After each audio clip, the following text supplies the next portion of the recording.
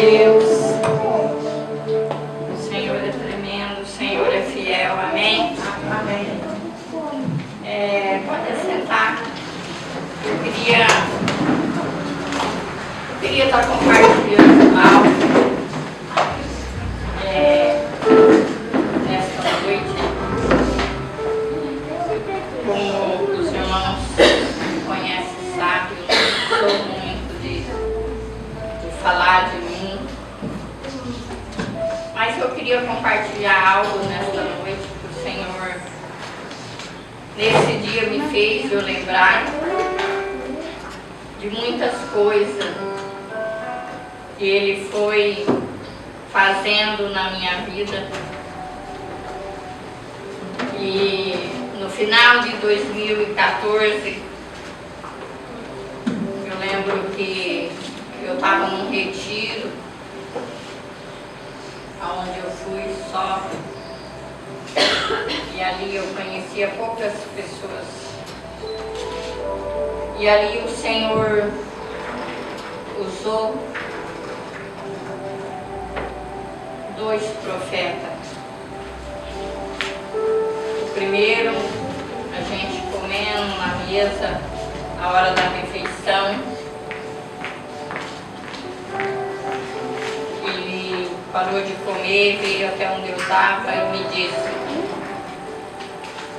eu não conheço a tua história, a tua vida, mas o Senhor está me mostrando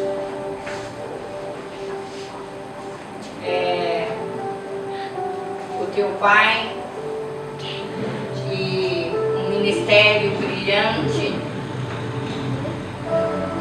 onde ele plantou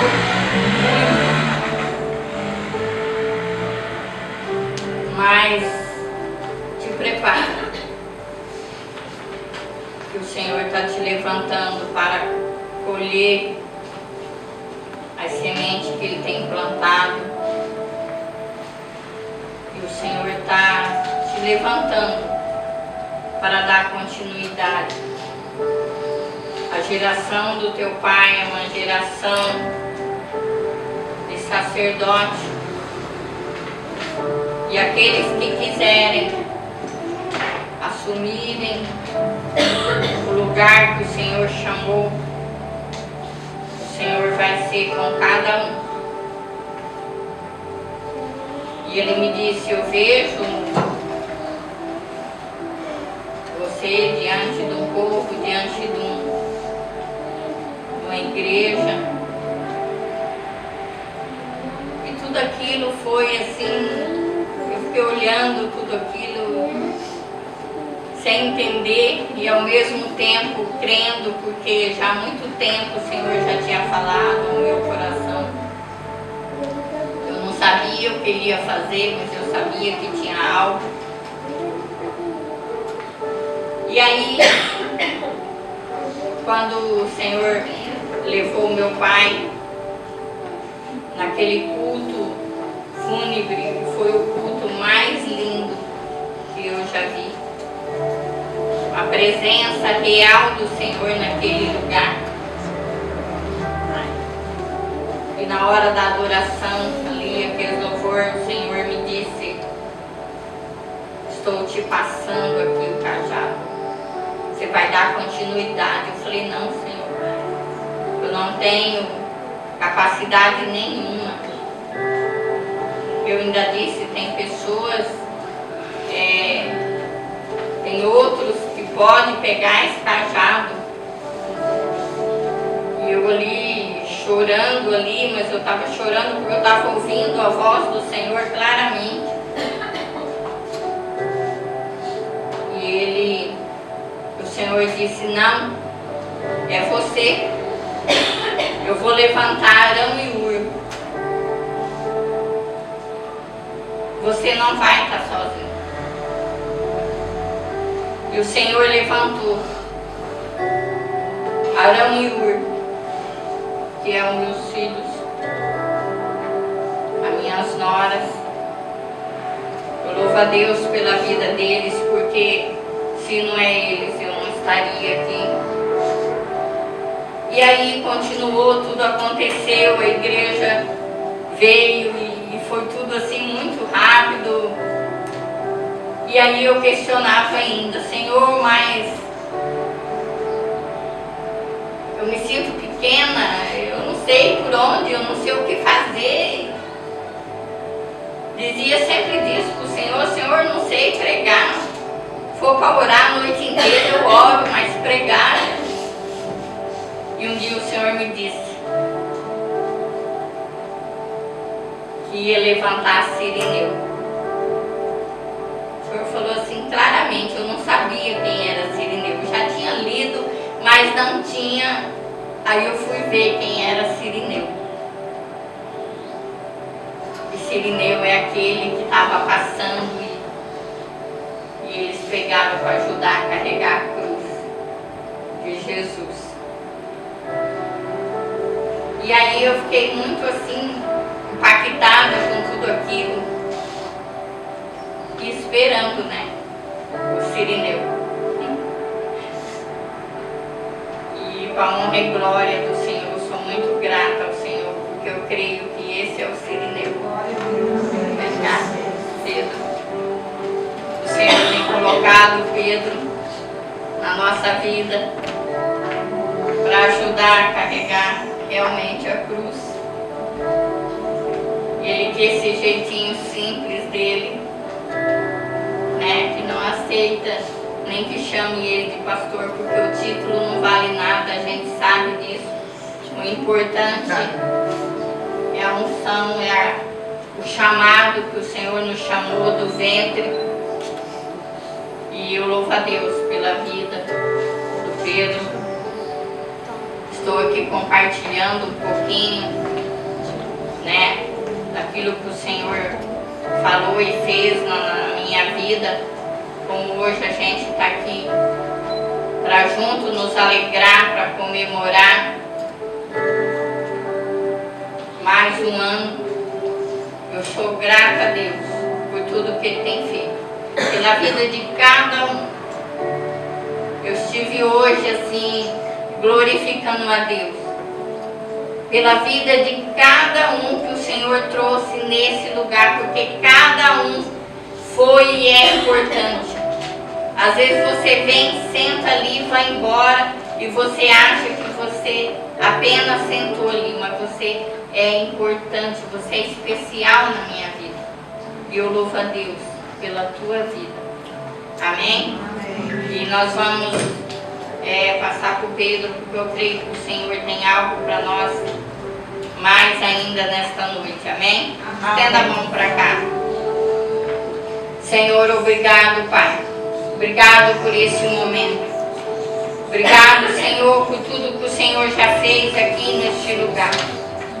Obrigado pela vida dos teus filhos, pela vida de cada um que está aqui. Senhor, nós estamos aqui porque nós queremos e almejamos mais de Ti nesta noite. A nossa alma anseia, a nossa alma queima por mais. Senhor, aqui está o Teu Filho, ele tem se colocado na brecha mais uma vez. Reconhecemos, Senhor, que somos pó, que se o Senhor não fazer, nós de nós mesmos não temos nada. Senhor, mas estamos aqui obedecendo o Teu ídolo e nos colocando na brecha. Aqui está, Senhor, o Teu Filho. Usa ele da maneira que Tu queres nesta noite. Faz do Teu jeito, faz da Tua vontade, Senhor, porque Tu és a pessoa principal deste lugar. Fica à vontade, Senhor, para fazer aquilo que Tu queres. Que Teu Filho seja apenas porta-voz do Senhor, mas que a Tua palavra venha direto do Teu coração para o nosso coração nesta noite. Fala conosco, Senhor. Pai, em nome de Jesus, que nada venha roubar a Tua palavra. Que o nosso coração esteja aberto para receber, Senhor, a Tua palavra. É o que eu te peço e já te agradeço. No nome de Jesus. Amém.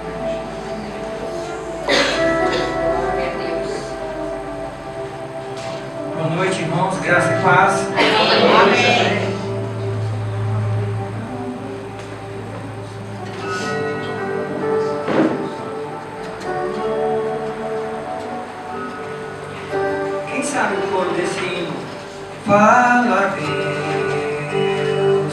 Fala, Deus, toca-me com brasas do altar. Fala, Deus, fala, Deus. Sim, alegre atendo ao teu mandar. Fala, Deus, fala, Deus, toca-me com brasas do altar. Fala, Deus, fala, Deus. Sim, alegre atento ao teu mandar. Amém. Glória a Deus. Amém. Esse hino faz a gente voltar década de 60, 70, 80, 90, época da igreja, movimento bíblico. Depois, Assembleia de Deus, onde eu tive durante os anos, cantávamos muito isso. Não só cantávamos, mas buscava que Deus falasse conosco. Amém. E é o nosso objetivo nesta noite, que Deus fale conosco, fale comigo, fale com você, que aquilo que está no coração dele, que nós precisamos, que o Senhor venha falar, venha trazer, venha revelar ao nosso coração.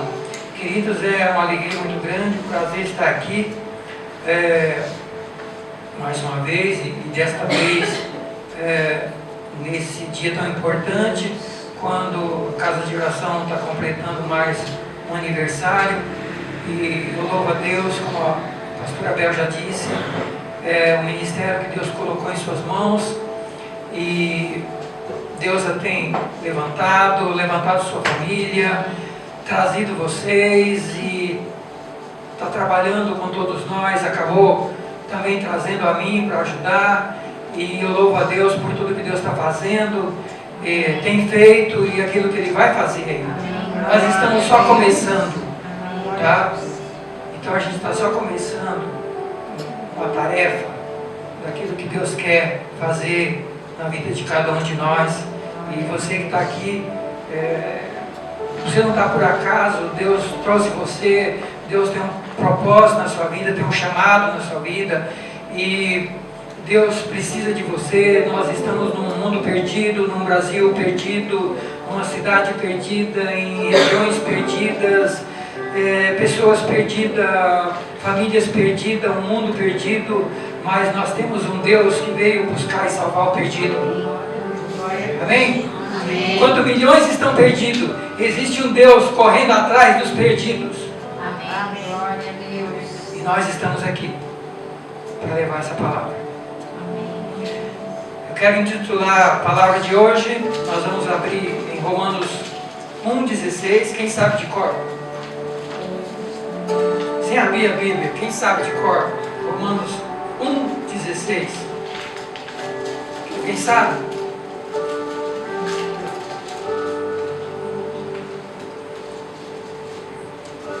Porque não me envergonho do Evangelho de Cristo, pois é o poder de Deus para a salvação de todo aquele que crê, primeiro do judeu, também do grego. Amém. Vamos ler de novo? Pois não me envergonho do Evangelho, porque é o poder de Deus para a salvação, primeiro do judeu e também do grego, de todos. Eu quero intitular essa meditação desta noite com vocês, queridos, a grandiosidade do Evangelho, poder de Deus.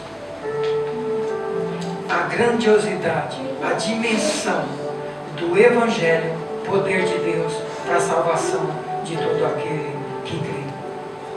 Era isso que o apóstolo Paulo estava dizendo em Romanos 1,16, ele dizia: eu não me envergonho do Evangelho. Aqui cabe vários estudos. Primeiro, o que é Evangelho? Porque tem muita gente falando um monte de coisa e tem muitos cristãos que nem sabem o que é Evangelho.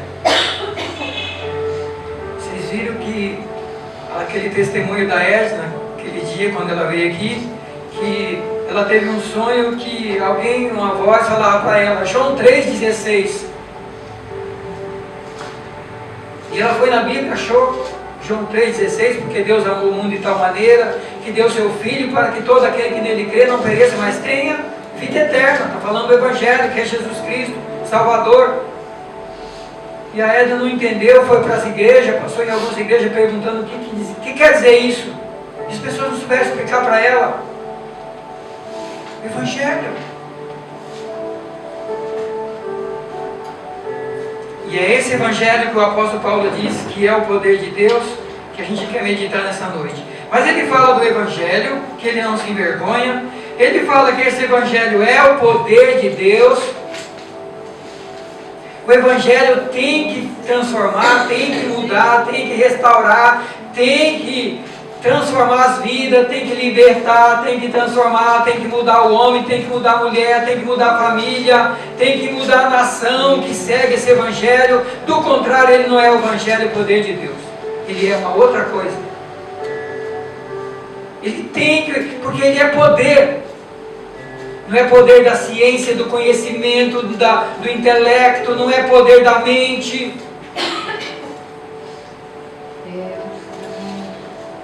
Não é poder da filosofia.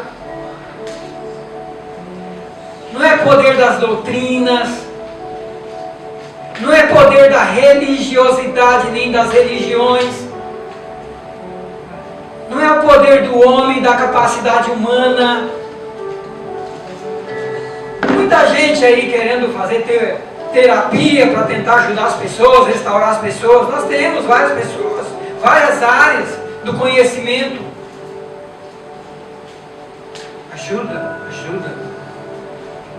Mas o único que transforma e muda, e se for preciso faz de novo, é o Evangelho, o poder de Deus. Amém? Então, o Evangelho, Jesus Cristo vindo ao mundo. Deus olha do céu à terra, vê todos nós perdidos, condenados, à beira do inferno, com a vida arruinada, destruída, sendo guiado por Satanás e seus demônios, longe de Deus, sem esperança e sem paz no mundo, diz o apóstolo Paulo. Mas Deus olha para nós e diz: eu vou mandar o meu filho para resolver isso. E Jesus vem, nasce, cresce, dá a sua vida, morre, ressuscita, fica 40 dias na terra depois da sua ressurreição, pregando ainda, passou 3 anos e meio pregando, depois pregou depois da sua ressurreição, passou sua autoridade e seu poder para os discípulos e disse: vão em meu nome e façam o que eu fiz, façam mais do que eu fiz, porque eu vou para o meu Pai e agora eu tenho todo o poder no céu e na terra. Glória a Deus. Oh, aleluia. E o apóstolo Paulo foi um dos últimos que foi chamado, não estava no meio dos 12 que caminhou com Jesus, não estava. Ele foi um dos últimos que conheceu esse Evangelho. E ele diz: eu não me envergonho desse Evangelho, porque é o poder de Deus para a salvação. Então, o que é o Evangelho? É Jesus Cristo, é a obra salvadora de Cristo. Ele é poder de Deus para a salvação, e está embutido nele, contém nele o poder de Deus para a transformação, para a restauração, para a libertação do ser humano. Queridos, ele fala da salvação. E a quarta coisa, ele fala de fé, porque ele diz que tudo isso só acontece na vida daquele que crê, aceita, quer, deseja ser transformado. Nós estamos falando sobre transformação desde o começo do ano, e Deus continua falando sobre transformação de várias maneiras.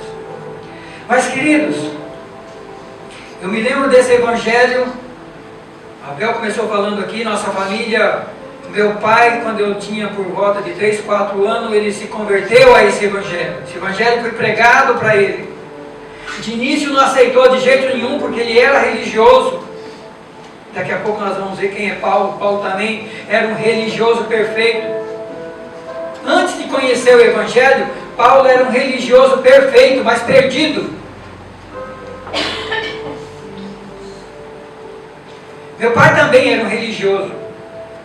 E quando o irmão Alcino, da igreja presbiteriana, morava vizinho nosso, começou a falar de Jesus para meu pai, do evangelho, da salvação em Jesus, ele era presbiteriano. Meu pai falou, não, de jeito nenhum. Sou católico, ia na igreja, ia na missa, ajudava o padre. De jeito nenhum. Contestou as pregações e os ensinos do irmão Alcino, mas Deus foi trabalhando. Meu pai um baiano bravo, valente, benigno, paciente.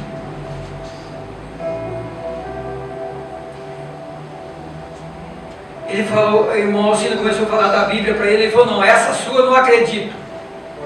Porque os padres tinham dito para ele que cuidado com o povo do livro da capa preta. E a Bíblia dos cristãos na época, e a maioria até hoje, é tudo capa preta. Meu pai falou, Bíblia da capa preta, eu não quero nem passar perto. O irmão Alcino pegou um burro lá no Paraná, andou uns 150 quilômetros, não sei quantos dias gastou com animal, foi lá em Campo Mourão, onde tinha um seminário lá, conseguiu uma Bíblia católica capa azul, levou essa Bíblia e entregou para o meu pai. Você não quer ler a minha? Está aqui a sua. Bíblia católica, apostólica, romana. E eu vou mostrar para você que o mesmo que está aqui está nessa outra. E meu pai começou a olhar para a Bíblia. O que impressiona é o seguinte, ele era analfabeto. Nunca tinha sentado num banco de escola. Meu pai começou a soletrar a Bíblia e começou a aprender a ler na Bíblia. Começaram a ensinar ele algumas palavras, ele começou a ler a Bíblia. E meu pai aceitou o evangelho. E esse evangelho que o Paulo disse que é o poder de Deus, realmente transformou a vida dele. E ele aceitou Jesus. E quando meu pai aceitou Jesus, meu avô virou as costas para todos nós. Abandonou meu avô, minha avó, as minhas tias, os meus tios, todo o restante da nossa família, viraram as costas para nós. Ficamos 2 anos separados da família, brigados, distanciados, não queriam nem ver falar. Ia dar benção para o vô não respondia. Estão indignados. Um dia o meu pai está na igreja, Deus falou no coração dele, vai lá buscar a sua família. 18 quilômetros de distância, não tinha carro, não tinha ônibus. Meu pai levantou de madrugada, cortou os 18 quilômetros na perna. Quando chegou lá, se assustou, estava todo mundo arrumado na casa do meu avô. Meu avô, minha avó, as minhas tias estavam, vocês estão arrumados? Eu não sei, a gente resolveu arrumar. Vamos para a igreja, está tendo uma festa lá, vamos para a igreja. Meu avô falou assim para minha avó e para minha tia, vocês querem ir, gente? Vocês querem ir? Eu vou, a gente vai. Mas a hora que esses crentes começaram a falar aquelas cantorias, aquelas barulheiras deles lá, eu pulo de fora e saio para fora. E ele foi. Meu pai voltou de novo com esse pessoal, 18 quilômetros na perna, queridos, andando. Meu avô entrou na igreja. Não saiu mais até o dia que ele morreu. Glória a Deus. Esse evangelho é o poder de Deus para a transformação daquele que crê. E hoje a nossa família, a maioria evangélica, pastores, são vários, obreiros, muita gente hoje na nossa família de várias igrejas. Começou com meu pai, começou com o Alcino, depois meu pai, e esse evangelho vem passando de geração a geração por várias pessoas. Quero dizer para vocês que já vai 60, 58 anos pelo menos eu, caminhando com Deus, de quando eu me lembro, na escola dominical, na igreja presbiteriana, caminhando com Deus. Uma vida cheia de altos e baixos, subindo montanhas, descendo vales, às vezes em pé, às vezes deitado. vai levantando e continuando andando. Glória a Deus. Porque nós temos que ter algo. O apóstolo Paulo diz: não que eu seja perfeito ou que já tenha alcançado o meu objetivo, mas eu prossigo para o alvo. Amém. O alvo. Amém. Esquecendo-me das coisas que para trás ficam, eu prossigo para o alvo. Então, queridos, podia falar muita coisa aqui dessa história do Evangelho na nossa vida, na nossa família, mas só para fazer essa introdução, e vamos para o Evangelho do apóstolo Paulo. Não me envergonhe do Evangelho, porque é o poder de Deus para a salvação de todo aquele que crê, primeiro do judeu e também do grego. Deixa eu só contar mais uma coisinha ainda dessa época que me lembrei agora. Meu pai fez uma congregação na casa dele, era muito longe, como eu disse para vocês, para ir à igreja na cidade. Tinha uma congregação em casa, reunia o meu pai, a nossa família, a família do meu avô, os vizinhos da família do meu avô. E nessas famílias que iam em casa, tinha uma família que só ia a esposa e ela ia com as crianças. O marido não queria nem saber de cristão, detestava crente. E ela ia escondido. E um dia ela chega no culto lá em casa, desesperada, e falou assim: ó, ora por mim, porque o domingo falou que vai vir me matar aqui no culto.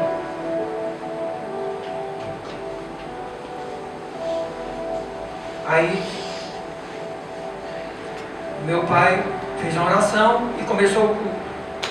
Nossa casa era mais ou menos 100 metros da estrada de terra que passava. 100, 150 metros. A uma certa altura do culto, a gente escuta um tiro. Pum! Um tiro. Na entrada do corredor. Aí a irmã começou a chorar desesperada. Meu pai largou nossa casa. O café na época ia até na beira de casa. Meu pai largou, meu tio continuando o culto, entrou numa rua de café, dobrou o joelho e ficou lá falando com Deus. Daqui a pouco o domingo dá mais uns 2, 3 tiros. O terceiro tiro, o revólver estourou na mão do domingo e ele ficou só com um pedaço na mão dele. Eu não sei o que ele viu, nem o que aconteceu, que ele saiu correndo para casa daquela experiência.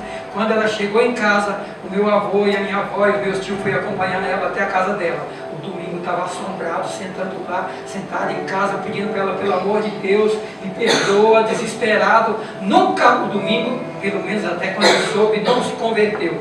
Mas o domingo virou uma bênção. Começamos a fazer culto na casa do domingo. O domingo mudou para longe, uns 8 quilômetros. A gente ia lá de carrinho, de animal, fazer culto na casa do domingo. O Evangelho é o poder de Deus para a transformação de todo aquele que crê. Amém? Amém. Agora vamos falar um pouco do Paulo? Vamos. Ele diz que não envergonha do Evangelho porque é o poder para a transformação do que crê. Queridos, a gente só envergonha de coisa que não funciona, de coisa que nos decepciona. Quando você indica alguém para fazer um trabalho para o outro fala: você tem um pedreiro bom aí, você pode me indicar? Aí você indica uma pessoa de confiança, né? Se essa pessoa vai lá e faz um serviço tudo errado, detona a coisa do outro, como é que você vai ficar com essa pessoa? Você não fica mal? Você não fica com vergonha quando alguém frustra, não faz o que prometeu, não cumpre o que prometeu? Mas o Evangelho não frustra ninguém. O verdadeiro Evangelho não envergonha ninguém. O apóstolo Paulo disse: eu não me envergonho desse Evangelho que eu prego, porque ele é verdadeiro, ele funciona, ele transforma, ele é o poder de Deus. E o Evangelho que você tem, que você abraçou, funciona? Tem funcionado? Está funcionando? Quem era o apóstolo Paulo antes de conhecer esse Evangelho? Vamos para Filipenses.